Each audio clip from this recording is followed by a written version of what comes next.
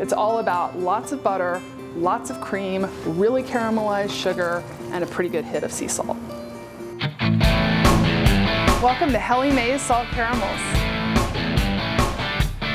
I think everybody has that little dream in their heart, like, oh, I would like to open a restaurant or food business.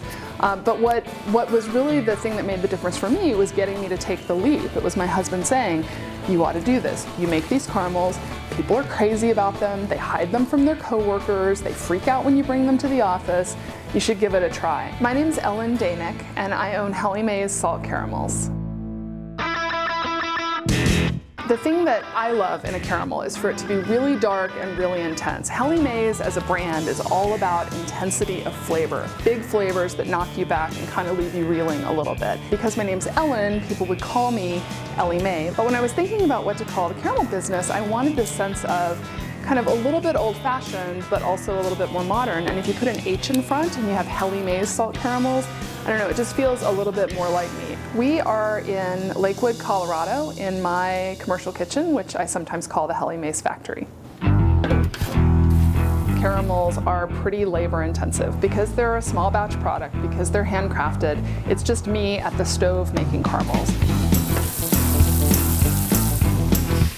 The foundation of Helliemae's and the majority of the caramels that people buy is the classic salt flavor. It's a very traditional butter caramel, much darker and more intense than most caramels, finished with a crunchy, flaky sea salt.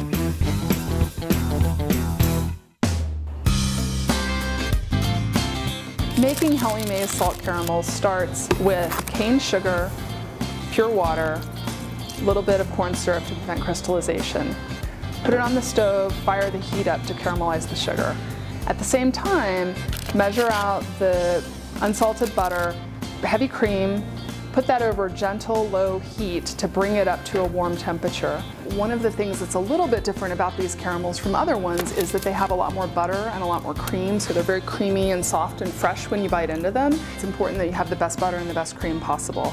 So I use unsalted butter, hormone-free, really high quality, and then for the cream I use hormone-free cream, and it's not even just heavy cream, it's what's called manufacturing cream, so it has an even higher fat content than most heavy cream. So now that it's been heating for about 20 minutes on the stove, the thickness of this sugar and corn syrup and water mixture is much thicker because a lot of the water has bubbled off, so it's much more viscous. The first period of time is really all about losing the water. Now we're going to see the sugar actually start to caramelize. You can see it's getting just a little bit yellow and the bubbles are getting really big and slow. Okay, we're there. So I'm going to turn off the heat, and now I'm going to pour all of the melted butter and the melted cream in. That's going to bubble up pretty dramatically. I just poured in a bunch of butter and cream, so I want to make sure that it's really well distributed throughout here. I don't want little pockets of butter in the caramel. When I used to be in consulting, no one ever said, hey, can I come over and watch you sell consulting services on the phone? But now that I'm in the food business, they all want to come over and hang out. Hey, can I come watch you make caramels? Sure. Because it's interesting. Everybody can relate to food. It's this very tangible, tactile thing that is also kind of emotional. And you know, it's not like I'm making preserved fish. Caramels smell pretty good when they're cooking. Now that I've added the butter and the cream, I'm not so concerned about the color because I can rely on temperature as my indicator for when they're ready.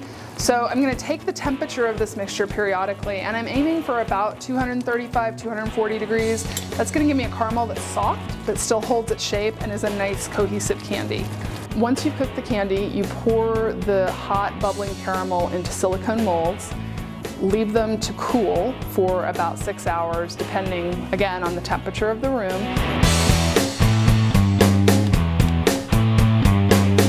Because I make my caramel with so much butterfat, there's so much butter and so much cream, they're very soft.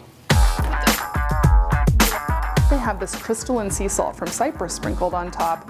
When you bite into them, you get a nice textural contrast between the crunch of the salt and then the creaminess of the caramel.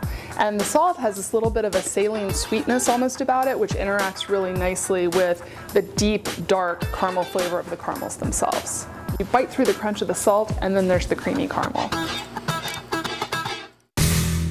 These caramels are molded and then wrapped by hand and packaged by hand in boxes. So Helliemae salt caramels year-round has 3 varieties: classic salt, coffee, and cardamom. I also do seasonal varieties. In the fall, apple; at Christmas time, candy cane; and in the spring, jasmine tea. When you bite into a Helliemae's caramel, you may get notes of chocolate and coffee and whiskey. That's just because the caramel is so dark and the sugar has been caramelized so much.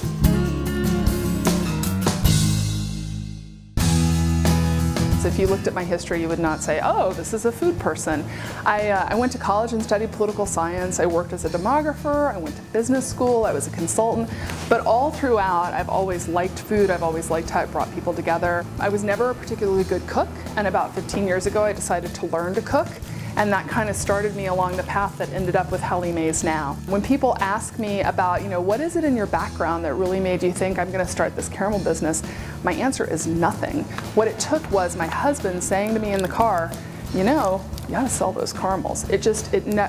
Seriously, it would have never occurred to me if he had not pointed that out.